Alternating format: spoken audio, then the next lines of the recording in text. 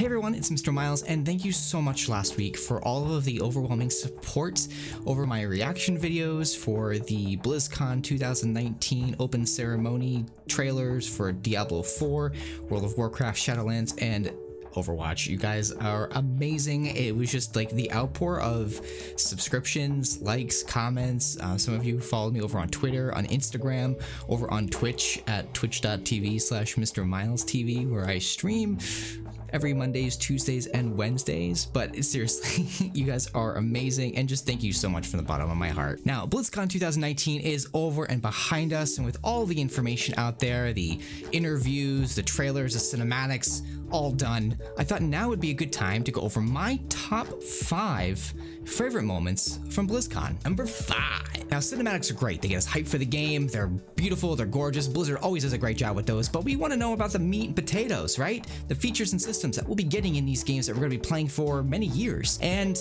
man, I gotta tell you, some of them are really exciting. I'll have to say that my favorites exist within the Diablo IV, World of Warcraft, and Overwatch 2 games. And I would say, starting off with Diablo IV, I'm really excited about an open world concept with the public events and world PvP. I'm interested to see how that's going to play a role within the game itself. With World of Warcraft, we always have something new that they're adding in terms of a wrinkle. In Warlords of Draenor, we had the garrisons. In Legion, we had artifact weapons and order halls. And in Battle for Azeroth, we had, let's see here, we had a ton of things. We had Warfronts, Heart of Azeroth, allied races, island expeditions, the war campaign, so many things. A few of them I don't really even care about. Sorry, Dark Iron Monk.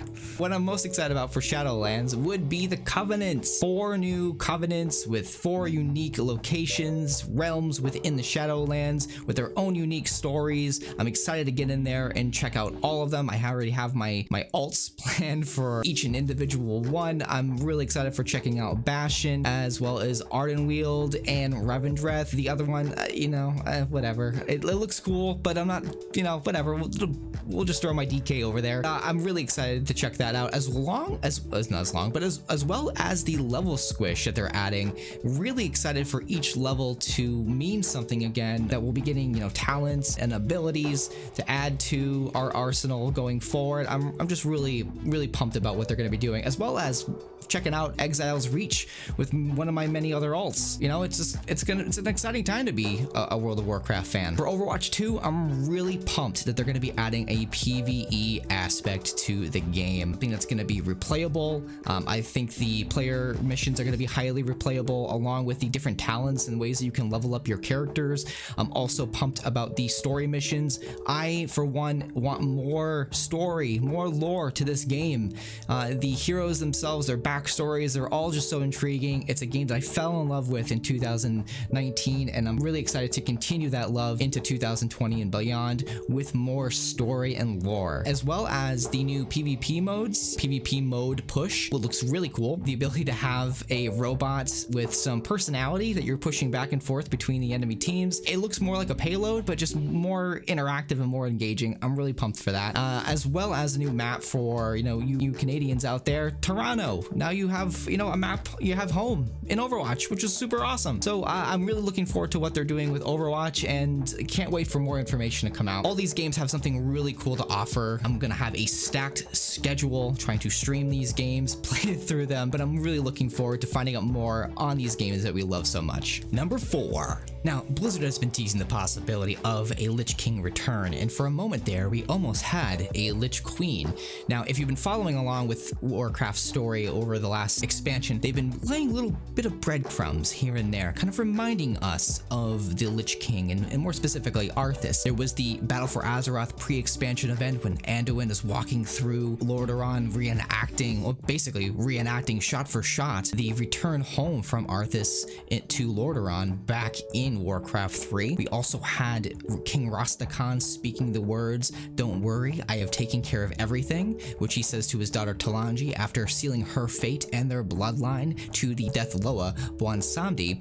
These same words were spoken by Arthas to his father, King Tyrannus, before killing him. So the signs were there. They were all pointing in the direction of the possible return of Bolvar the Lich King, and everything was going according to plan until Sylvanas took the helm of domination and destroyed it.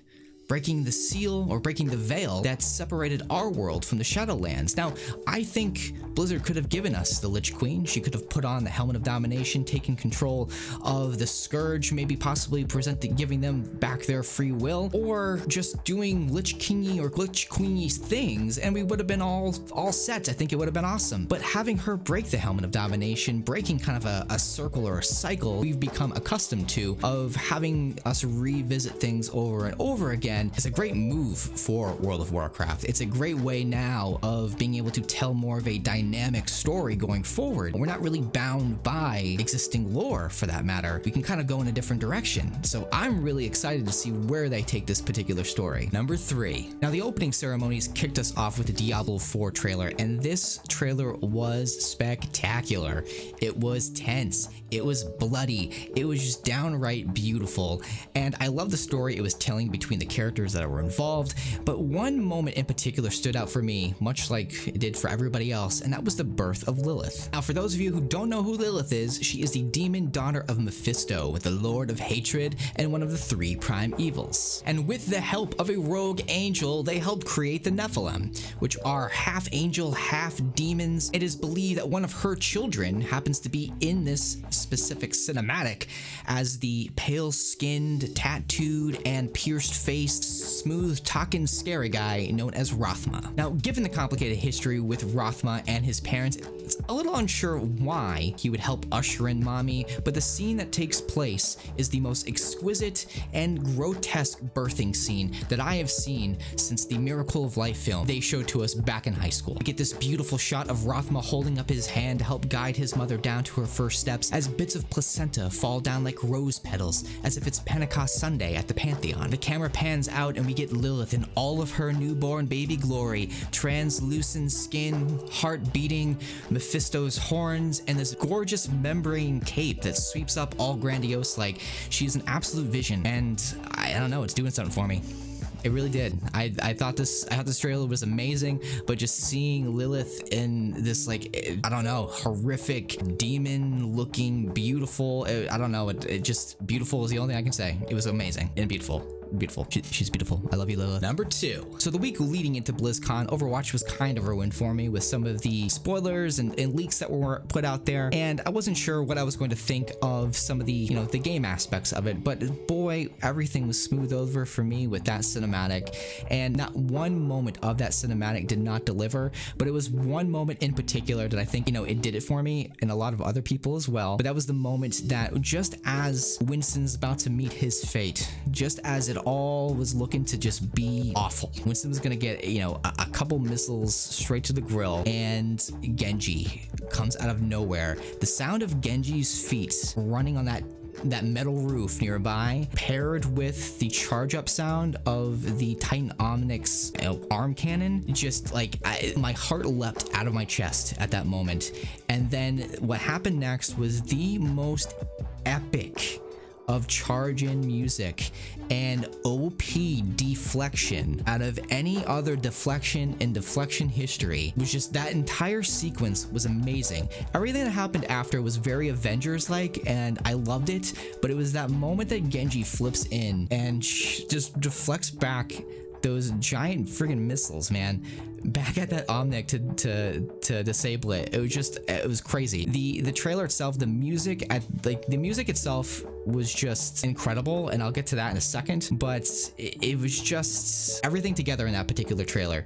The characters coming in at certain times, the uplifting. It was just so good. That whole trailer was so good. My favorite moment was when Genji flipped in. It all changed from there on. That was the catalyst. That was the moment. It was amazing. It was epic. It was heroic. And many people at that point fired up Overwatch just to go learn Genji. I swear it had to have happened. Number 1. So number 1 for me has to be the music. Hands down, the music killed it this year. The scores for each one of those trailers, even the Hearthstone one, was pretty good. Music is so important in video games. It helps tell the story. It helps us connect to the events or the event that's taking place, as well as the characters that are within it. And Blizzard always kills it when it comes to their music, their scores for their cinematics, and in the in-game as well. World of Warcraft, Diablo IV, they kind of had similar aspects to their soundtracks, utilizing, you know, percussions and horns to build suspense. Overwatch 2 kind of went in a different direction, utilizing some piano for somber tones and moments of loss and hopelessness. And then it had these like amazing uplifting parts with deep percussion, especially when Genji flips in this charge-in moment, and uplifting strings. It just it made for this entire heroic and epic moment in the Overwatch 2 trailer. I don't know if you've noticed yet throughout the theme of this video, I have a huge heart-on for Overwatch and the Overwatch 2 cinematic and music. It totally killed it for me in a good way. Neil Cree and Adam Burgess just rocked it, and I have nothing but nice things to say about the music, really, in all of the trailers, but Overwatch 2, yeah, definitely. So guys, those are my top 5 moments or takeaways from BlizzCon 2019. I hope you enjoyed this video. Let me know down below in the comments what you thought, what your top 5 moments or top moments of BlizzCon were. Guys, I've recorded this video 3 times. This is the third time. I didn't know how I wanted to do this video, but I hope you guys enjoyed it. I want to thank you all again for showing me so much support over the last week over here on YouTube and on Twitter, on Instagram, on Twitch. You guys are just amazing, and guys, I'm really excited. It's a really good time to be a Blizzard fan. As always, go with honor, and please move behind the barrier.